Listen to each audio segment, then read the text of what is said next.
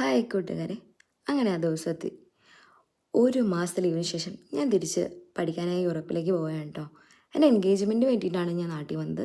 Engagement എല്ലാം അടിപൊളിയായിട്ട് നടന്നു. രാവിലെ എഴുന്നേറ്റപ്പോൾ ഈ ഒരു കാലാവസ്ഥയായിരുന്നു, ഒരു മൂടിക്കെട്ടിയ അവസ്ഥ. മഴയില്ല വെയിലുമല്ല. ഈ പറഞ്ഞ സാധനങ്ങളൊക്കെയായിരുന്നു ഞാൻ വാങ്ങിച്ചു വെച്ചത് കൊണ്ടുപോകാനായിട്ട്. രാത്രിയായിരുന്നു ഫ്ലൈറ്റ്. അമ്മയും അനിയനാണ് എന്നെ എയർപോർട്ടിൽ ഡ്രോപ്പ് ചെയ്യാൻ വന്നത്. ഈ ഒരു ഭാഗത്തൂടെ പോകുമ്പോഴത്തേക്കും എല്ലാ പ്രവാസികൾക്കും ഒരു വിഷമമാണ്.